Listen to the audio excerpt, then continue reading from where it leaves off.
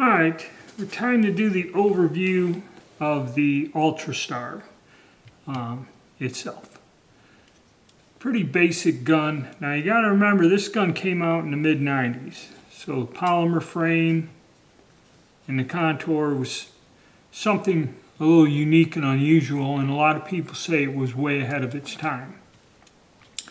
So if you watch the video that showed how they developed from the Model 28 down to this here, this finished product, you get an understanding of how they came about it all. So what you have is your 9mm compact, kind of lightweight with the polymer frame as compared to if this was a metal frame. All right, and we'll talk about the magazine. It's got a 9-shot mag. Now, what happened was the Spanish knew that there was a good possibility they were going to pass legislation banning high-capacity magazines.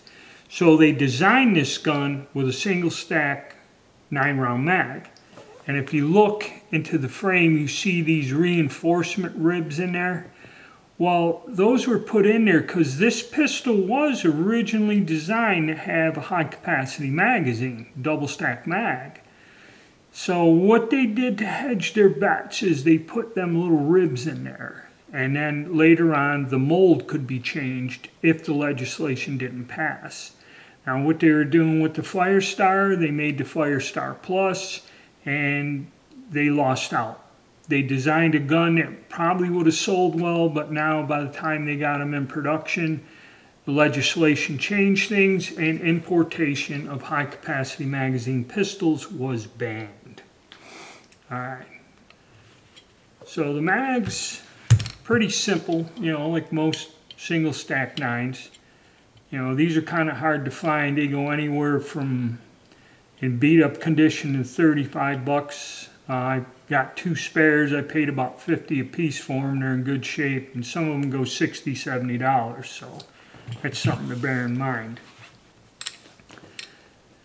Now the gun itself has a mag release, or slide release here on the side. Basic controls. The safety is ambidextrous on both sides, and it is slide mounted, not in the frame. And you push this up like that. And it was also made, Star realized with their safeties, they have to contour them and position them to where holstering was made easy. So that was a selling point, is that this stays flush and can be taken out of your coat or holster without any snag. And if you look how the safety works, is it disconnects and moves the firing pin. But the weird thing about this gun is even if you got the safety on, there's no decocker, when you pull the trigger, the hammer falls. Now, in the range session, I test this with live rounds, and the gun does not go off. So you can carry it like that. See, that's what's weird. It doesn't lock the trigger. And there is no half cock. There's either down or back. Okay, no half cock. And the safety goes to normal. So I guess the extractor, I don't have a dummy round to put in there. The extractor was something they worked on, and I think it's also a loaded chamber indicator. That's about it. You do have the push button mag release, which I believe they say, I don't have a manual, this is reversible. Okay, so this was something that now is like standard on a lot of guns. This was kind of unusual back then. The sights are fairly simple. You can adjust the windage for the rear sight with a metric Allen wrench and move it. This one here is all the way to one side, but we'll talk about that later. And it has 3-dot sights, which aren't the best, but at the time there was a very popular setup. Okay, and this gun does have some wear to it. So that's about it for the features. Pretty basic, pretty simple. Mags go in fairly easily. They do drop out You know, trigger pull, I ain't gonna get into it. For a gun of this time and everything, the trigger pull is good, it's acceptable. All right, and what I will do is to give you a close-up of it, because I'm gonna add a clip of the disassembly in this gun, which is pretty simple. We'll get in here close so you can look at the scrolls and that. And one thing about this is how they perfected this is they got a tub, like a U-shaped tub that is molded into the plastic frame, and that's where you see it, where your serial numbers are. And when we take it apart, you can see where that metal protrudes from inside the frame. But that's your scroll marks there. And on the other side, inner arms, and that.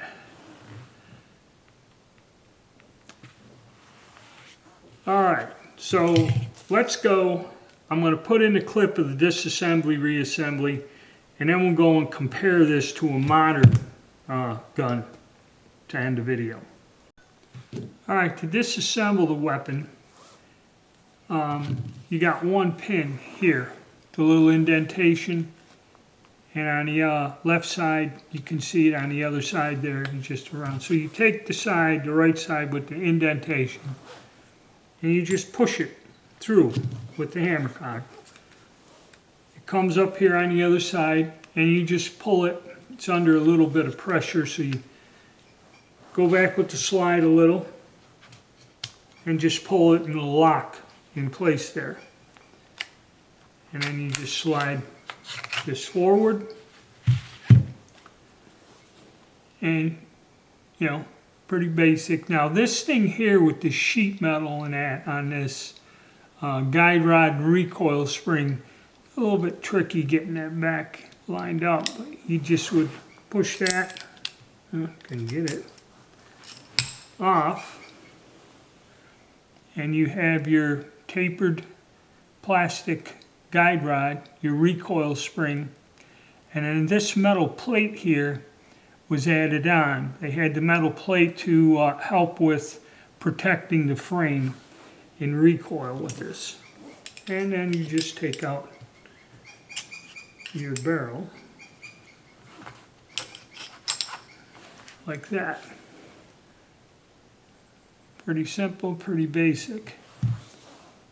And what they have, I don't know if you can see it, instead of the bulge, the way the slide is, there's no bushing in there, but the inside of the slide, this is wider, and then it constricts to where it locks the barrel up in the slide, or, you know, bushingless.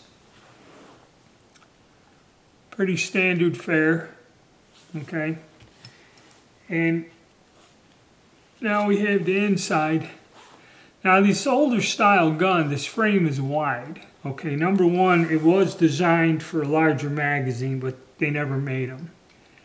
It's pretty basic. And then what is in here, how they came up with a design, if you notice, serial numbers there. And also this, the way this works, much like a CZ75, the slide rides on the inside, okay? Not like a 1911 riding on the outside, rides on the inside of the frame. So what they did is they made a U-shaped metal tub that is injected, molded into here. And you can see up in here, you see the metal, and also that's where the serial number is stamped on it. And in the back here, you could see where the metal's exposed.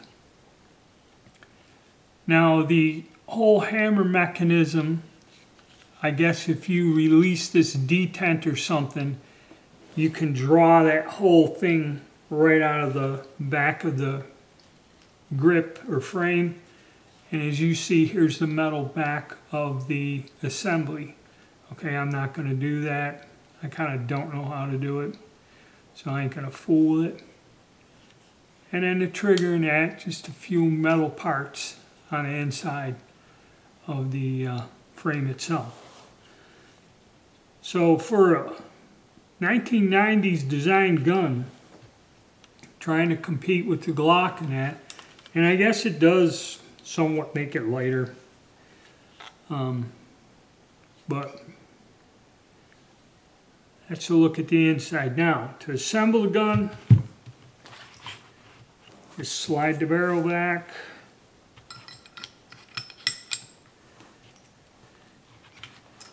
You know, pretty standard fare. Slide this thing back up in here and kind of line it up.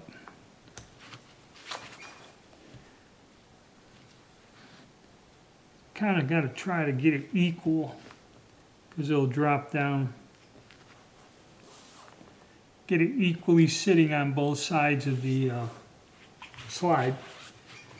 Then you just get it to connect.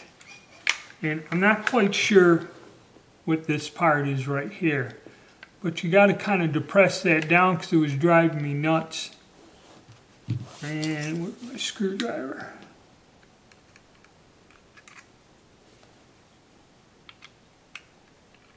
Push this thing down, get it, the slide past it. Then the slide just goes back into place. And putting a little bit of tension on it, drawing it back a little, you line that pin up and just press it in flush. So, alright, so as you've seen, disassembly is fairly simple and easy. And I have this with our Stoeger STR9C. I'm sorry, STR9C. I got so many of these guns. And if you notice, this thing is very close. Now the Stoeger has a 13 round mag. If this had a high capacity mag, back around the mid 90s, you'd have a gun that's almost comparable to the Stoeger. Now as for size, as you see, it's got the sculpted trigger guards. And as for size, it's almost right there. I mean, size wise. They're almost identical. The only thing is the grip or the frame is wider on this gun, whereas the Stoeger is a modern gun, is contoured better, and it fits in the hand better. Plus the Stoeger has more high visibility sights, which was something that over time in the 90s people realized that sights like this were lacking, and that's why you find that the sights have advanced over the years. So I'm going to set the scale up and I'm going to just weigh these two out of curiosity. The size is almost the same, okay, between the Stoeger and this UltraStar. Let's see what the weight difference is, and that's with an unloaded magazine. Okay, we're going to put the Star up there. And it comes out at 1 pound, 10.8 ounces unloaded. I'm going to put the Stoeger up, and it comes out at 1 pound, or 1 pound, 8.1 ounces. So a 2 ounce difference from an old gun that was made back in the 90s. So Star did achieve their goal back then. This gun was probably way more lighter than the steel frame gun and had all the modern features that everybody wanted. It's a shame. And if they had the high capacity magazine, this thing would have beat this way ahead of its time, years ahead of its time. So, interesting little gun. There was some issues with it. I'll go over that after the shooting or in the shooting videos. And I hope to get out to the range and get more range time with this weapon. Alright guys, if you like the content, please like the video, subscribe, and there is a link to my Patreon account down in the description section. Alright, thank you and stay tuned.